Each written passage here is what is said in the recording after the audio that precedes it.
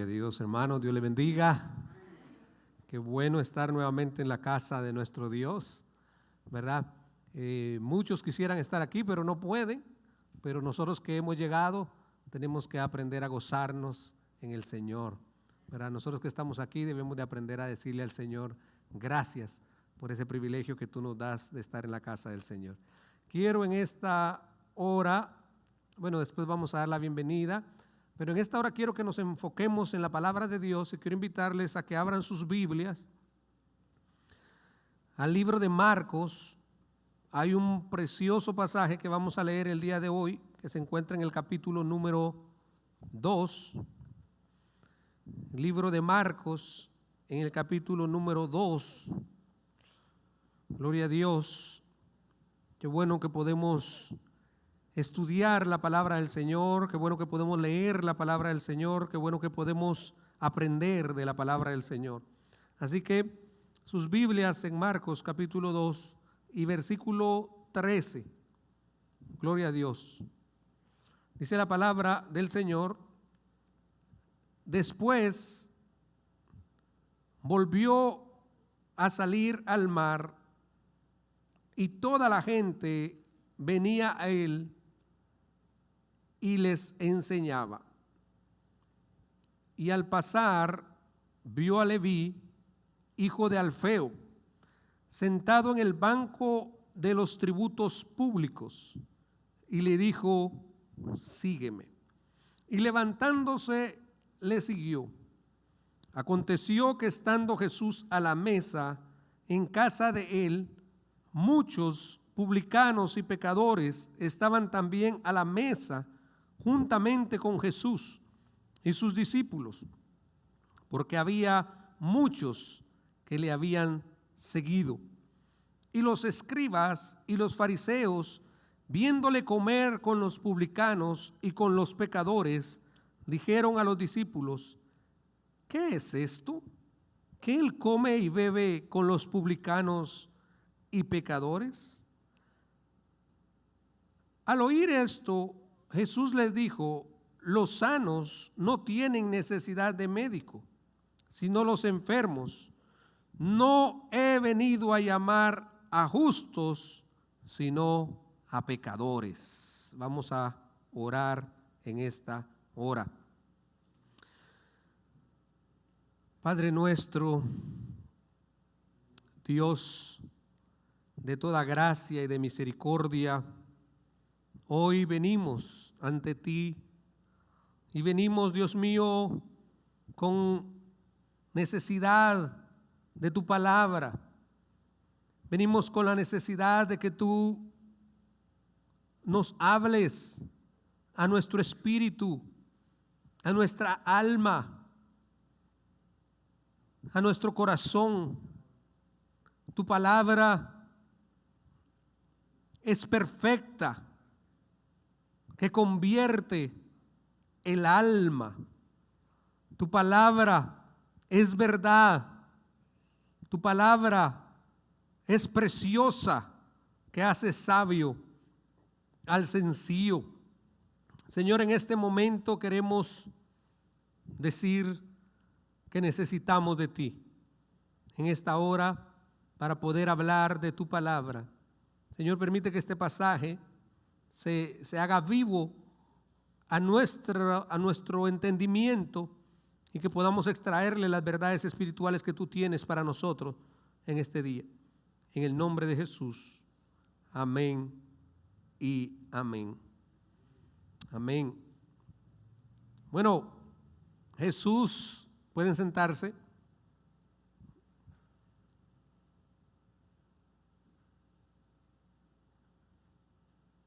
Jesús ya había mostrado su poder perdonando pecados y sanando a un paralítico que se encontraba imposibilitado.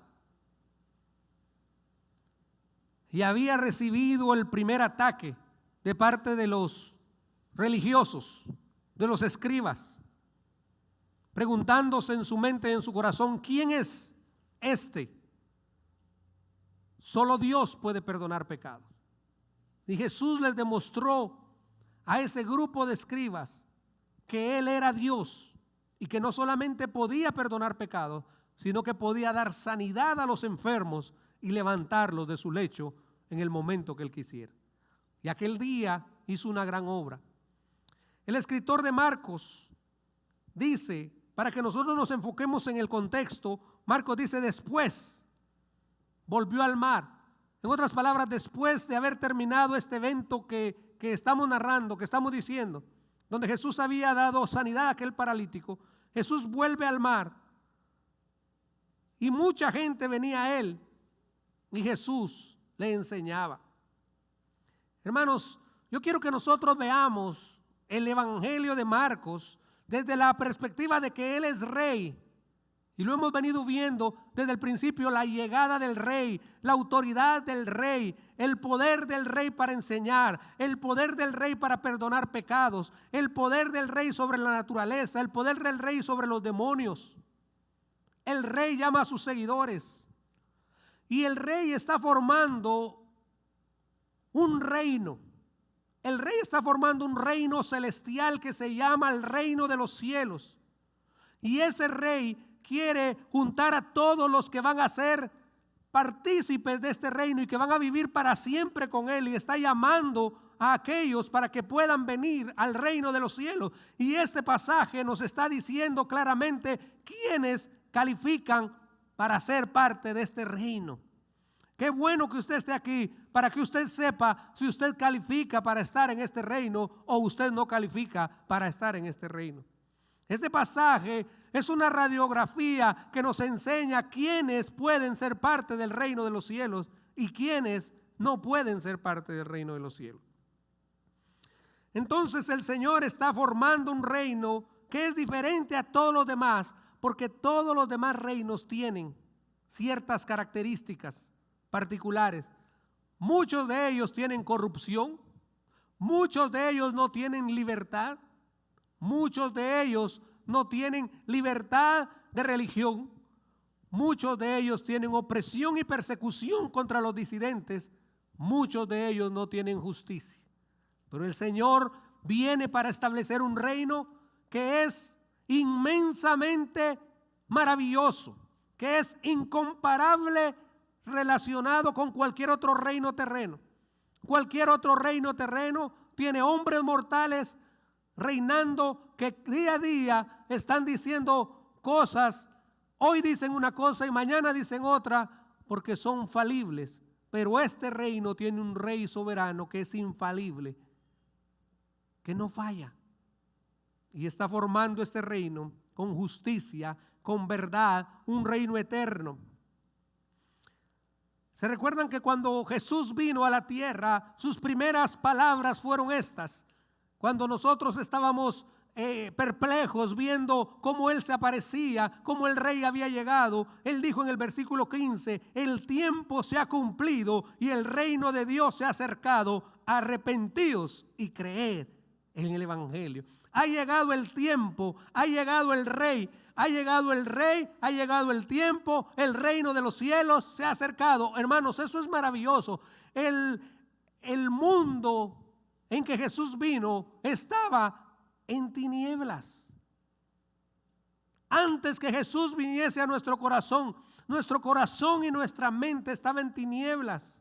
Pero cuando llegó el rey, alumbró nuestro entendimiento y nosotros pudimos ver claramente.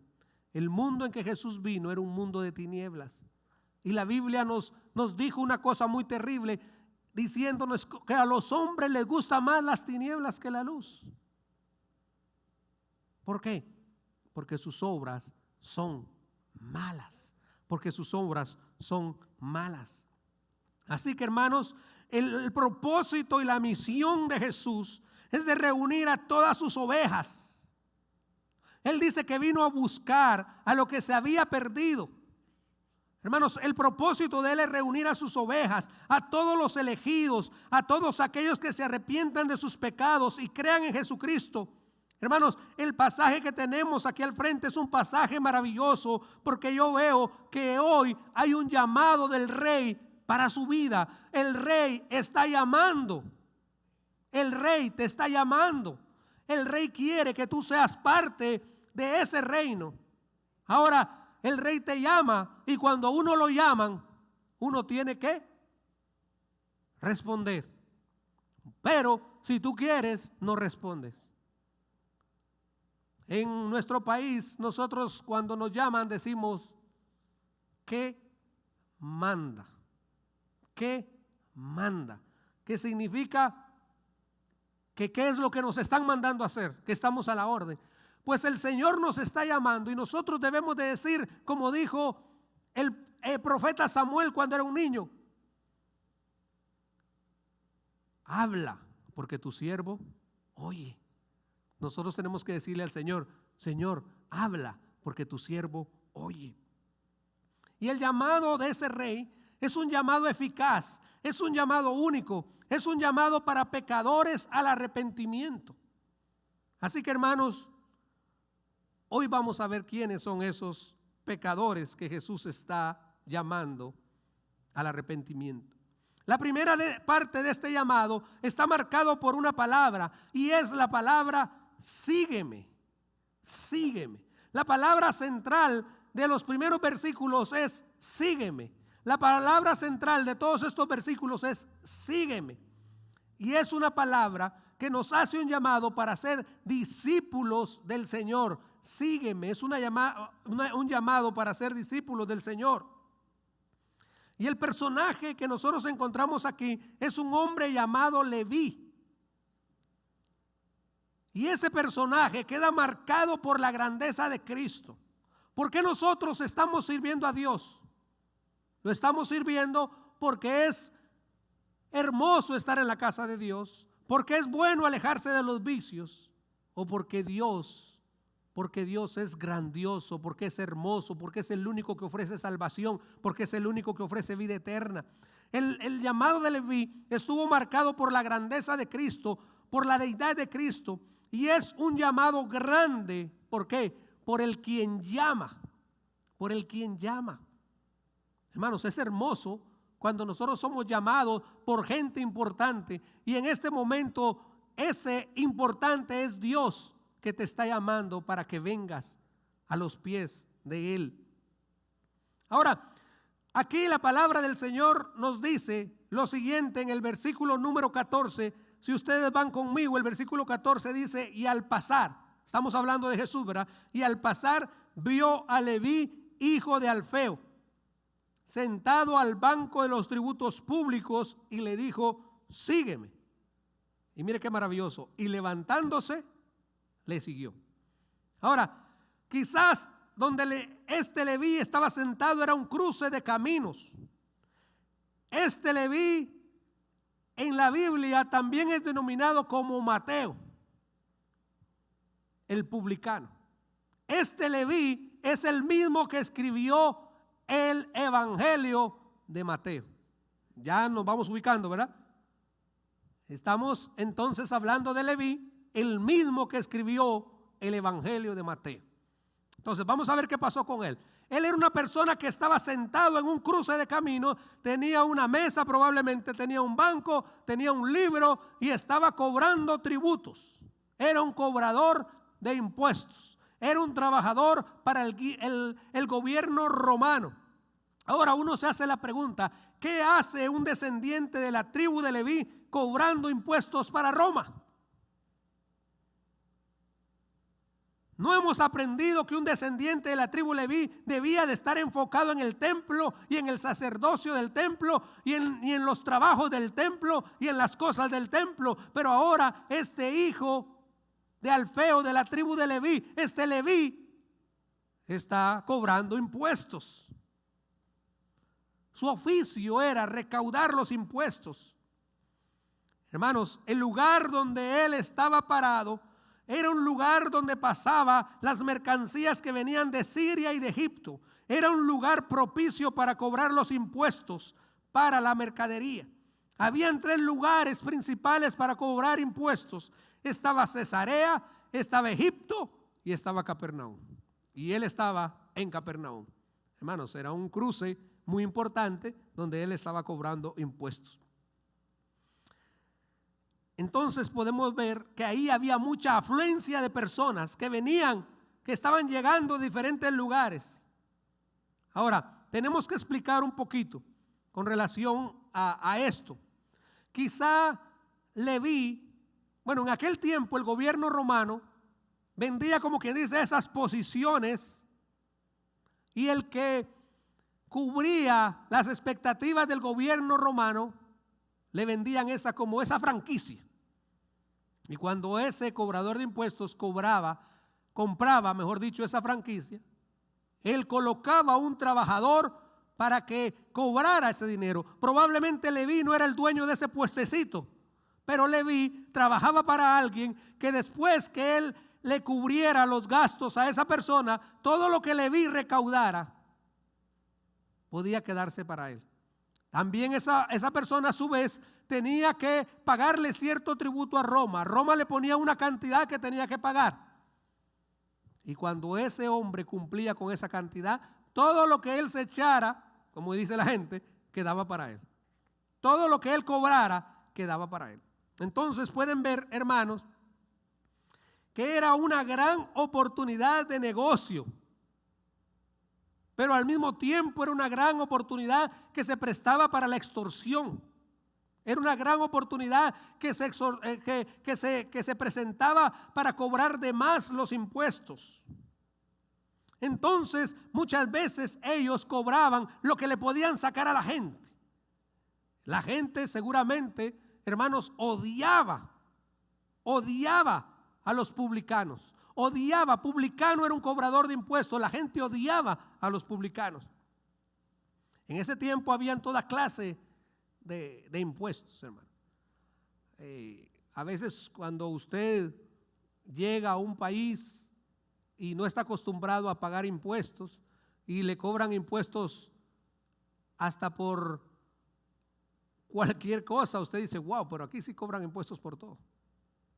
Bueno, aquí en los Estados Unidos usted va y compra comida y usted paga impuestos.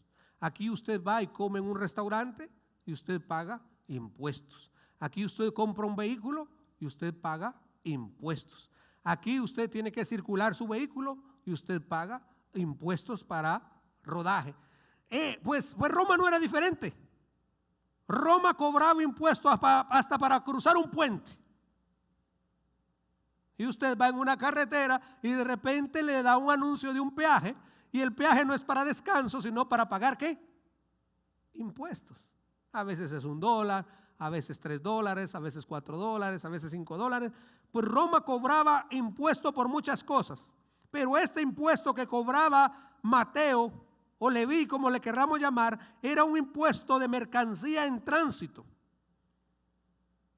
Trabajaba directamente para Herodes Antipas. Ahora, este hombre como judío nunca debió de haber aceptado esta posición, ya que al trabajar para los romanos, él era un enemigo de los judíos. Los judíos lo consideraban a él como un traidor, un hombre deshonesto, que se enriquecía cobrando excesivamente. Y le marginaban en la sociedad. Un escritor dice, cuando un judío entraba al servicio de aduana, este era tenido como un marginado para la sociedad. Este estaba descalificado para juzgar o ser testigo en una sesión de la corte. Era excomulgado de la sinagoga a los ojos de la comunidad. Su desgracia se extendía a toda su familia. Cuando alguien aceptaba esa posición, porque recuerdan que los judíos estaban bajo el dominio de Roma, y cuando un judío aceptaba esa posición, en ese momento él estaba, en otras palabras, como dándole la espalda a su país, a su patria. Estaba renunciando a poderse reunir en una sinagoga a adorar a Dios, y su familia era vista muy mal. Me imagino que sus hijos, cuando los veían en la calle, decían, esos zapatos, no eran zapatos en aquel tiempo, esas chancletas las tiene, esas sandalias las tiene de extorsionar a la gente, ¿verdad? Eso es como cuando uno ve a los hijos de ciertos políticos corruptos. Ahora, yo quiero que pensar, y estoy casi seguro de que no todos los políticos son corruptos, que sí se han granjeado porque muchos de ellos son corruptos. Cuando la gente ve a un hijo de un político, cree que se viste de lo que roba, de lo que consigue, ¿verdad? Entonces, imagínense, hermanos, cuál es el estigma de la familia de este publicano. Era un estigma bastante fuerte. Pero lo interesante, hermanos, que al ser él marginado de la sociedad, al ser conocido por la gente como un gran pecador, la gente lo veía a él como un gran pecador, como un gran enemigo de los judíos, como un gran enemigo de la sinagoga. Ahora Jesús, hermanos, llama a ese pecador, a ese marginado. Jesús lo llama. ¿Qué les parece? Y es sorprendente que Jesús usa solamente la palabra sígueme. Ahora imagínense cómo era visto Jesús, un rabino que está llamando a un cobrador de impuestos. Había mucho que decir para ellos, había mucho que hablar para ellos, porque ellos todavía no podían entender por qué Jesús era diferente a los demás. Yo quiero pensar, hermanos, de que esta interacción fue breve como la Biblia lo dice, pero fue muy significativa. Fue un llamado eficaz. Yo creo que Leví ya sabía de Jesús, porque Jesús iba pasando por ahí y solamente le dijo, sígueme. Y la Biblia dice que él, levantándose, le siguió. Hermanos, Leví, yo puedo pensar que no desconocía a Jesús. Ya había escuchado de Jesús, ya sabía de sus milagros, ya sabía de su grandeza. Ya el corazón de Leví estaba tan angustiado. El corazón de Leví ya estaba tan afligido por su propio pecado. Se sentía tan sucio por su maldad. No se sentía digno de que nadie lo viera. Podía entender que Jesús era un maestro. Pero en ese momento, cuando Jesús lo llamó, él pudo ver la gloria de Dios, él pudo ver la grandeza del que lo llamaba, él pudo ver que era el mismo Dios que le llamaba, y su soledad, su tristeza, su confusión, su dolor y su angustia en ese momento quedaron borrados para siempre. Hermanos, él cambió aquella mesa de dinero, él cambió aquella mesa de hacer fortuna, él cambió aquella mesa de hacer millones, él cambió aquel tesoro que tenía en la tierra por el tesoro en los cielos, porque entendió que el que pasaba era más grande que todas las posesiones que él tenía. Fue algo maravilloso. Él pudo ver la grandeza de Jesús y él dijo, esto es lo que yo necesito, esto es lo que mi alma necesita. Y no le importó dejar atrás la mesa de los impuestos y renunciar a ese trabajo donde probablemente él iba a ser recriminado por su familia, iba a ser recriminado por sus amigos. Pero él entendió que el que lo llamaba era más grande que todo el dinero del mundo.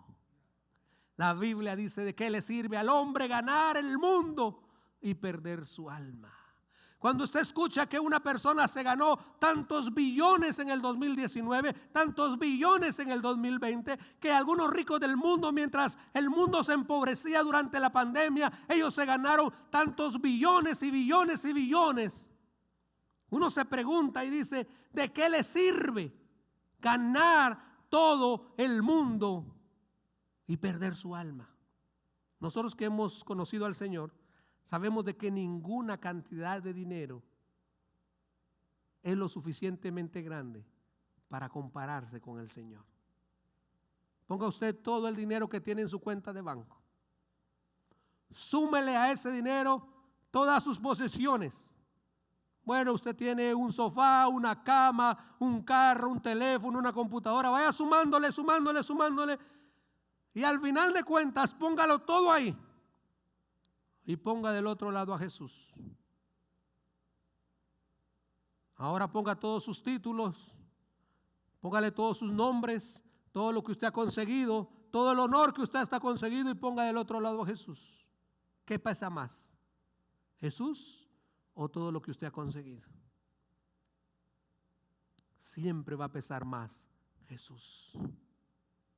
Pablo dijo que él tenía todo por basura para ganar a Cristo. Hermanos, la respuesta fue algo maravilloso. Se levantó y le siguió. Esto es algo maravilloso. Esa fue una decisión radical. Fue un momento excepcional. Abandonó todo. Hermanos, si en esta renuncia no había retorno. ¿Por qué? Porque un publicano cuando renunciaba a esa posición de ser publicano, si él en el futuro quería volver a esa posición, ya no podía volver. Entonces él, como quien dice, dio un paso adelante y ya no podía dar ninguno para atrás.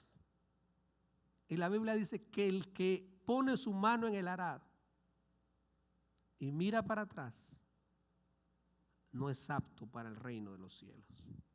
O sea, cuando usted se entrega a Jesús, usted debe de tener una entrega total. Usted tiene que entregarlo todo por Cristo. En la Biblia, hermanos, hay un pasaje de la Biblia que dice que un hombre fue y encontró un tesoro escondido y vendió todo lo que tenía para poder comprar aquel tesoro escondido, para poder comprar aquel terreno donde estaba aquel tesoro escondido. Un hombre encontró una perla y vendió todo lo que tenía para comprar aquella perla de gran precio. Hermanos, usted tiene que estar dispuesto a renunciar a lo que usted más ama para poder ser de Cristo. Si usted no es capaz de renunciar a todo, no puede ser un discípulo de Cristo. El evangelio no es para personas que están probando aquí. No sé, yo creo que yo quiero ser cristiano. Yo creo que yo quiero ser un seguidor de Jesús. Hermanos, usted tiene que ser al igual que Mateo, levantarse y seguirle. En este día, si usted todavía no se ha levantado, debe de levantarse y debe de seguir al Señor, seguirlo. Entonces la verdad que podemos encontrar, la verdad número uno que podemos encontrar en este pasaje es: si quieres ser discípulo de Jesús, hay que dejarlo todo. Hay que dejarlo todo. La pregunta es: ¿estás dispuesto a dejarlo todo por Jesús? Y tu respuesta podría ser: yo ya lo dejé todo por Cristo. Qué bonita sería esa respuesta. O que tú dijeras: yo estoy dispuesto a dejarlo todo por Cristo. Con relación a Jesús podemos decir: lo amó y lo llamó. Lo amó y lo llamó. Y Leví obedeció. Eso es una cosa maravillosa. Hay que exaltar la misericordia de Dios al perdonar pecados. Hermanos, los pecadores más grandes pueden ser salvos.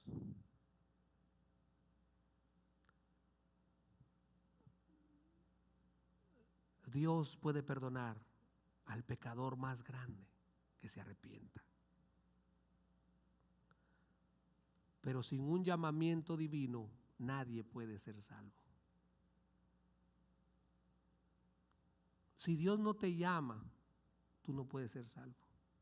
Dios tiene que llamar a tu corazón. Dios tiene que llamar a tu alma. Dios tiene que llamar a tu espíritu. Dios tiene que regenerar tu alma. Dios tiene que regenerar tu espíritu para que tú puedas ser salvo.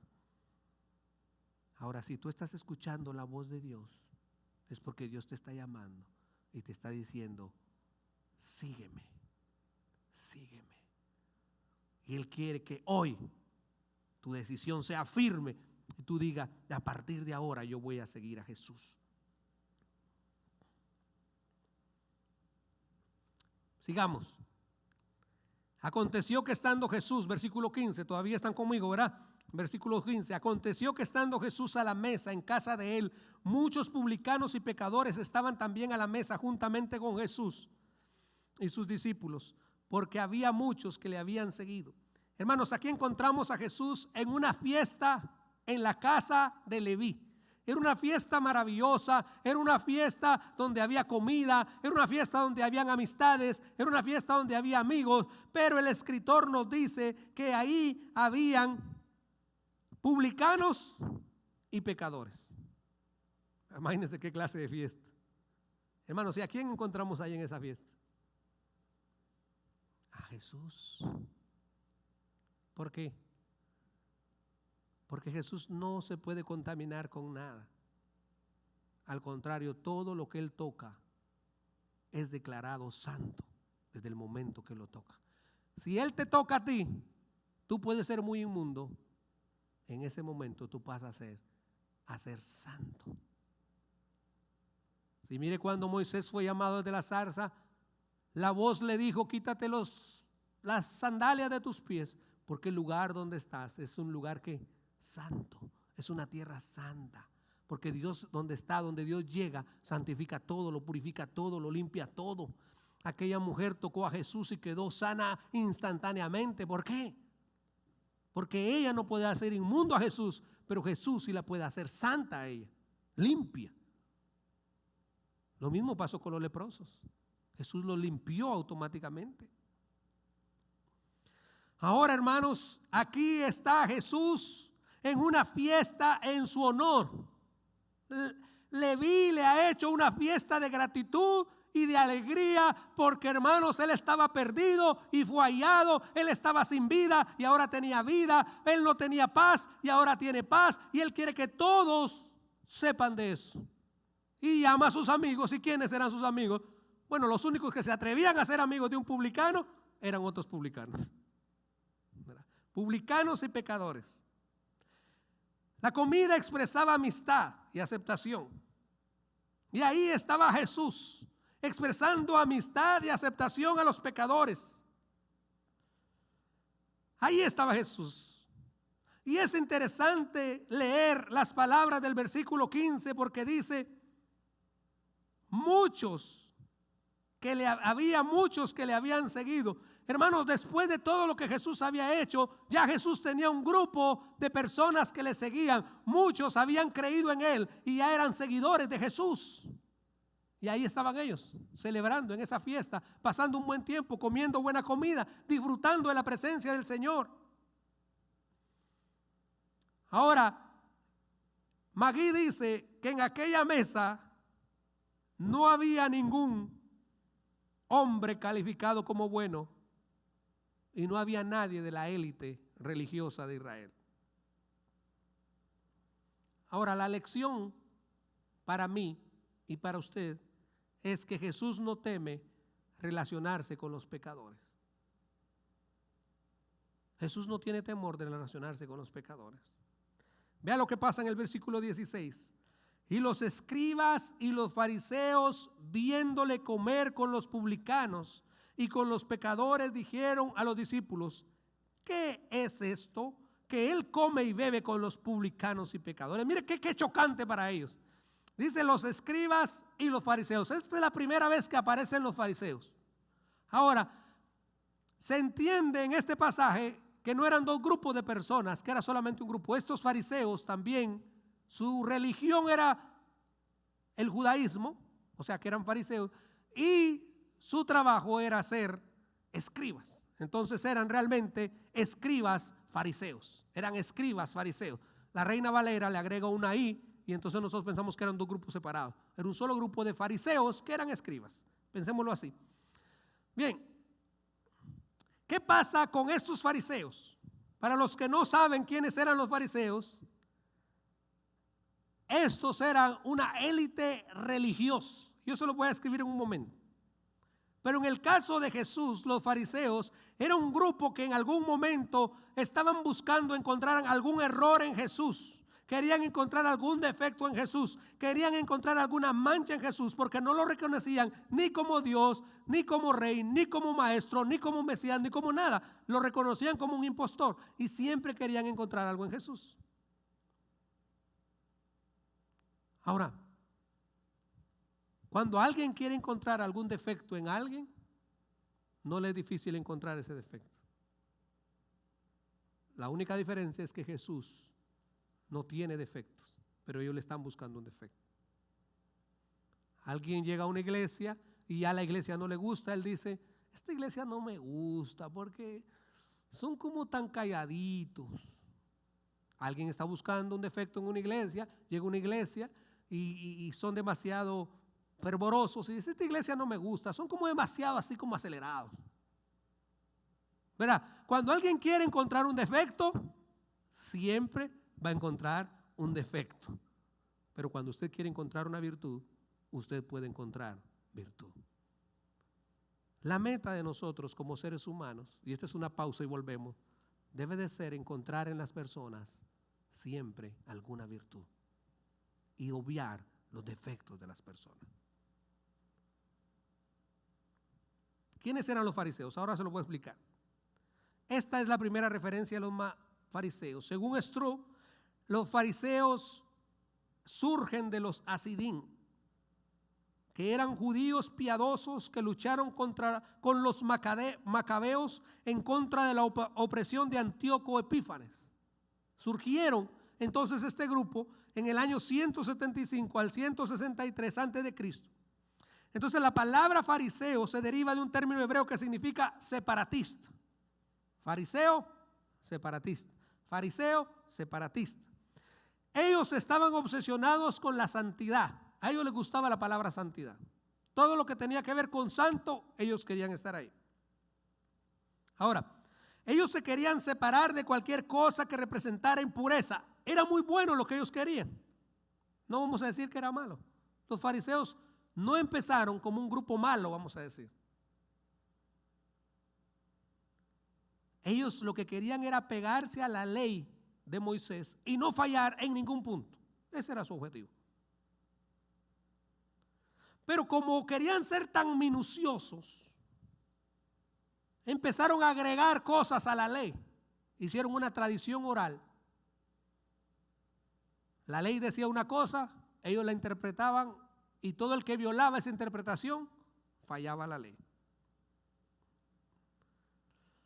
Entonces, estos fariseos, dice MacArthur, su justicia no era consecuencia de la transformación del corazón, sino que era una justicia externa e hipócrita. O sea, ellos se llegaron a creer tan santos que hasta la manera de caminar, hasta la manera de vestir, hasta la manera de hablar, ellos querían ser diferentes y se habían convertido no en un cambio que Dios había operado en el corazón, sino en algo ficticio e hipócrita. La gente, por supuesto, los admiraba porque, wow, ellos sí guardan la ley como debe de ser. Pero Jesús en muchas ocasiones les dijo que ellos eran como un sepulcro blanqueado, que por fuera estaba limpio, pero que por dentro estaba putrefacto. Porque la religión sin Cristo puede llegar a ser putrefacción. Porque el verdadero evangelio es Cristo transformando el alma. No es lo mismo cuando tú has dejado de beber, de mujerear, de decir mentiras, de enojarte, de blasfemar el nombre de Dios, porque tú quieres ser una buena persona. No es lo mismo cuando Dios ha transformado tu corazón y de repente ya tú no quieres hacerlo. No significa que no siente el deseo, pero ya Dios hizo un cambio en tu corazón donde tú amas las cosas de Dios. Es una transformación. El evangelio es transformación. Una religión sin transformación es una perdición, porque no hay transformación en el corazón. Entonces, hermanos, imagínense Jesús comiendo con aquel grupo de personas que eran considerados, como quien dice, la escoria de la sociedad, que no se podía recibir una ofrenda de un recaudador de impuestos, porque ellos suponían que toda ganancia que él tenía era ilegal. Y que según la Misná, cuando uno de estos cobradores de impuestos entraba a una casa, todo automáticamente quedaba impuro. Imagínense cómo mira a los publicanos. Si un publicano entraba a una casa, automáticamente todo estaba impuro. Entonces yo puedo pensar que esos fariseos no entraron a la casa de Leví, sino que se quedaron por una ventana para no contaminarse. Y entonces le dijeron, llamaron a los discípulos y le dijeron,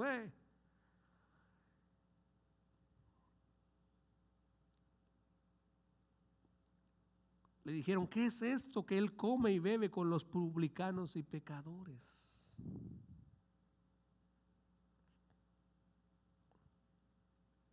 Pero el llamado de Jesús es para aquellos que puedan calificar para el reino de los cielos. Y vamos al versículo 17. Jesús le responde entonces. Al oír esto, Jesús les dijo, los sanos no tienen necesidad de médico, sino los enfermos. No he venido a llamar justos, sino a pecadores. Si tú eres enfermo, tú calificas. Si tú eres pecador, tú calificas para el reino de los cielos.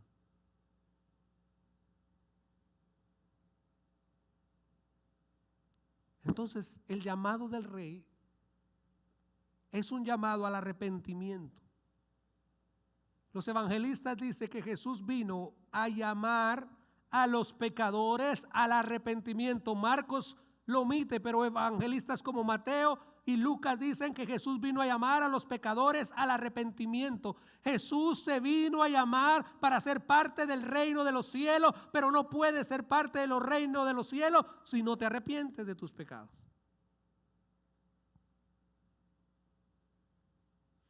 Ahora bien, no es que Jesús esté diciendo que los fariseos son justos. Lo que Jesús está enseñando es que Él está dispuesto a sanar a todo aquel que se ve enfermo y se sienta pecador. Entonces, hermanos, hace un momento Leví era el anfitrión, pero cuando Jesús toma la palabra, Jesús se convierte en el anfitrión. Y Jesús dice, yo los estoy llamando, pero estoy llamando solamente a los pecadores y a los enfermos. Todo aquel que se considere pecador y se considere enfermo puede ser sano. ¿Qué clase de doctor sería aquel doctor que diga, ya yo no atiendo a pacientes enfermos? ¿Qué clase de gremio de médicos sería aquel que dijera, a partir de hoy no vamos a recibir a ningún enfermo? Que los hospitales dijeran, ya estamos cansados de los enfermos, no vamos a recibir enfermos. Se acabarían los médicos y se acabarían los hospitales. Porque si los médicos existen, es porque hay ¿qué? Enfermos.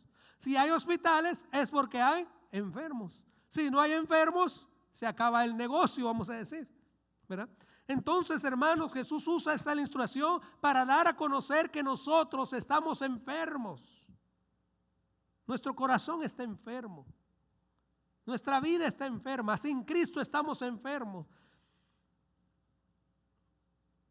Dice un escritor apellido Ryle, dice, Jesús nos veía como enfermos de una enfermedad mortal, derribados por la plaga del pecado y extinguiéndonos día a día.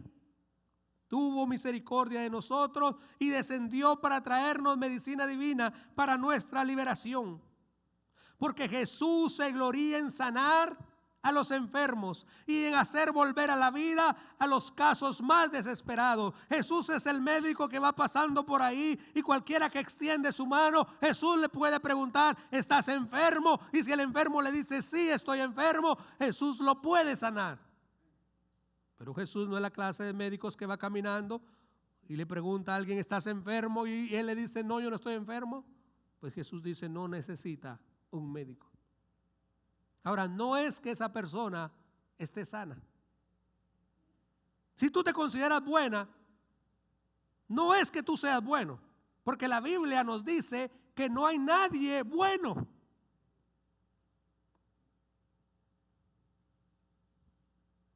Y yo les pongo el ejemplo a los hermanos, de que para que nosotros veamos cómo es nuestro corazón. Ustedes han visto aquellas hormiguitas rojas. Yo les pongo este ejemplo, lo he puesto varias veces, ya ustedes, algunos se lo saben. Aquellas hormiguitas rojas que pican. Usted ve cómo nosotros podemos ver cómo es nuestro corazón. Cuando una hormiga de esas no nos pican, sino que nos muerden, porque no tienen pico, ¿verdad? Nos muerden. Y la mayor parte de nosotros agarramos esa hormiga y la aplastamos ahí mismo y la deshacemos y la hacemos polvito. Ahora dígame, ¿es usted bueno? Y no porque mató una hormiga, sino porque somos malos desde la matriz de nuestra madre, dice la palabra del Señor, y Dios no miente. ¿Quién le enseña a un niño a mentir? ¿Quién le enseña a un niño a robar? El papá, cuando ve al que el niño está robando, le dice: no es esto lo que yo te he enseñado. No, ya él lo traía. Claro que no fue lo que le enseñó el papá. Ya él lo traía en su naturaleza, el ser ladrón y el ser mentiroso. ¿Se da cuenta cómo somos nosotros? Si nos dan una cachetada, nos encendemos, ¿verdad? Mire que ustedes se ven muy amables y muy bonitos, pero si vengo y yo les doy una cachetada, no se encienden. El más tranquilo quizás se ponga rojo y el más violento quizás me acabe a golpes. ¿Somos buenos realmente? El problema no es que seamos buenos. El problema es que hay mucha gente que se cree buena. ¿Por qué? Porque están ciegos y no pueden ver la necesidad que tienen. Hay mucha gente que tiene enfermedades incurables y usted le dice: te vamos a llevar al médico, y él dice: no, yo estoy bien. Y se van cayendo y se van cayendo y se van cayendo hasta que se mueren. Pero ellos se mueren bien, aparentemente, pero se murieron de una enfermedad porque no quisieron reconocer la enfermedad que estaba dentro de ellos. Ser sensibles de nuestros pecados y conocer nuestras enfermedades es el comienzo del verdadero cristianismo. Cuando usted se da cuenta que no es bueno, cuando usted se da cuenta que es pecador, es el comienzo del cristianismo en su alma.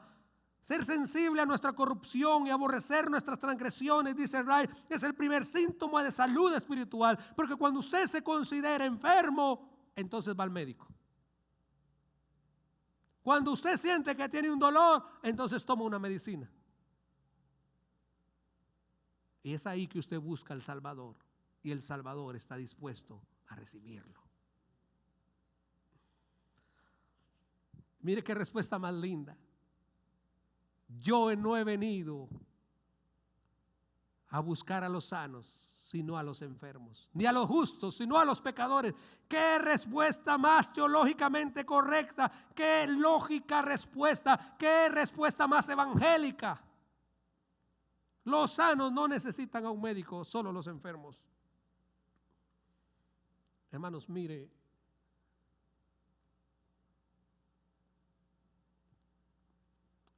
esta semana escuché una historia que me ha hecho llorar ya 2 veces y espero que no me haga llorar la tercera vez. Un niño que vivía en las calles de Londres escuchó que D.L. Moody iba a estar predicando en la ciudad de Londres. Investigó la dirección donde él iba a predicar y la fecha. Y él había escuchado oír de Moody, que era un gran evangelista, que tenía un corazón muy tierno por los niños precisamente. Y él cruzó toda la ciudad de Londres para llegar a aquella iglesia. Cuando él vio aquel edificio en aquella montaña, él se sintió tan contento. Aquel niño andrajoso y sucio empezó a caminar, y cuando entró a aquel templo y vio aquel lugar tan iluminado, él se sintió tan contento de poder estar caminando. Él sentía que estaba en el cielo. Cuando de repente un diácono lo agarra del brazo y le dice: ¿para dónde cree usted que va? Niño sucio, niño harapiento. Y lo saca de aquel lugar. El niño se sienta en la puerta, en las escaleras, y empieza a llorar. Y él dice: ¿cómo es posible que yo no pueda entrar porque estoy harapiento y sucio? ¿Cómo es posible que yo tuve que cruzar toda la ciudad para poder escuchar a Moody y no puedo entrar? En ese momento un vehículo se detiene y un hombre con saco y corbata y bien arreglado baja y va subiendo las escaleras y lo ve y le pregunta al niño: ¿qué tienes? Y el niño le dice: no me quieren dejar entrar porque estoy muy sucio. Aquel hombre lo toma de la mano y camina por él, y ahora lo va entrando a aquel edificio y lo sienta en la primera banca. Así éramos todos nosotros. No calificábamos para entrar al reino de los cielos, pero vino Cristo y nos tomó, y fue el sacrificio perfecto por nuestros pecados, y caminó y le dijo al Padre: aquí te ofrezco el pago por esta alma pecadora que no merece estar aquí, pero por la gracia de Jesucristo nos ha hecho aceptos en el amado, dice la palabra del Señor. ¿Se dan cuenta? Nadie que se crea justo puede entrar, porque el Señor solamente está llamando a pecadores. Si tú puedes ver tu pecado, si tú puedes ver tu maldad, si tú puedes ver tu necesidad, es porque ya Cristo está obrando en tu vida. Si no la puedes ver, estás más duro que una piedra. Si todavía crees que eres bueno: sí, pastor, pero usted está exagerando, yo tengo mis cosas buenas. Tienes que verte con relación a quién tú eres bueno. Tú eres bueno con relación al vecino, tú eres bueno con relación al presidente, tú eres bueno con relación al abogado que vive al frente, tú eres bueno con relación al cobrador de impuestos o al político, o tú eres bueno comparado con Jesucristo. Tienes que compararte con Jesucristo. Y cuando te veas en ese espejo, amigo mío, yo te digo que toda la inmundicia va a saltar y te vas a dar cuenta lo sucio que estás. ¿Y sabe qué es lo que pasa? Que Dios nos quiere limpiar. Y conforme más nos acercamos a Dios, habían manchas que usted, quizá al estar sentado ahí, hay algo aquí en mi traje que usted no pueda ver. Pero si yo me acerco a usted, usted va a ver un pelito, vamos a pensar, ¿verdad? Una lanita por ahí. Y lo mismo pasa con nosotros. Cuando más nos acercamos al Señor, entonces van apareciendo aquellas cosas. Yo no sabía que yo era tan enojado, tan prejuicioso. Porque ahora Dios está tratando con tu corazón. Pero Spurgeon decía: cada vez que el diablo te acuse de que tú eres un pecador, tú puedes decirle al diablo: Cristo murió por los pecadores. ¿Qué les parece, hermano? Gloria a Dios. La respuesta de Jesús fue sorprendente, fue maravillosa. Hermanos, los fariseos también eran pecadores. El único problema es que ellos no se veían como pecadores. Para terminar, hermanos, yo quiero decirles que Jesús está buscando a los enfermos y a los pecadores para hacerles parte de su reino. Si te atreves a venir confesándote como pecador, bien puedes ser parte del reino del Señor. Tienes que estar dispuesto a dejarlo todo, porque seguir a Jesús te puede costar todo.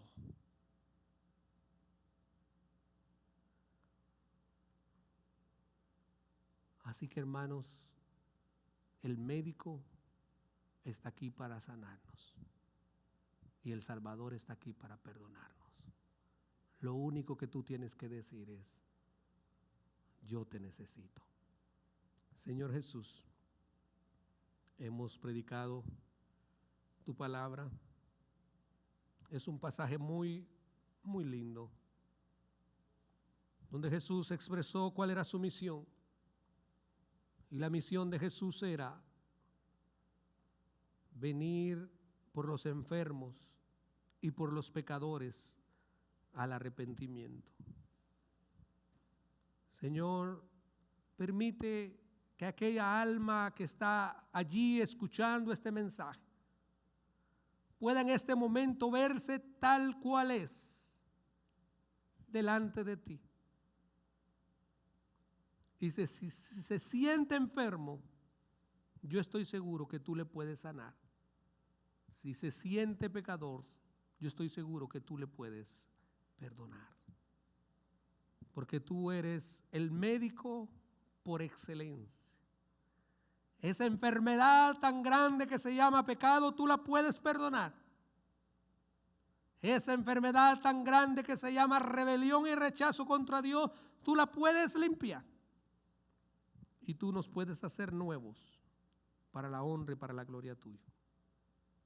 Gracias te damos por la decisión de Leví de seguirlo instantáneamente, dejándolo todo.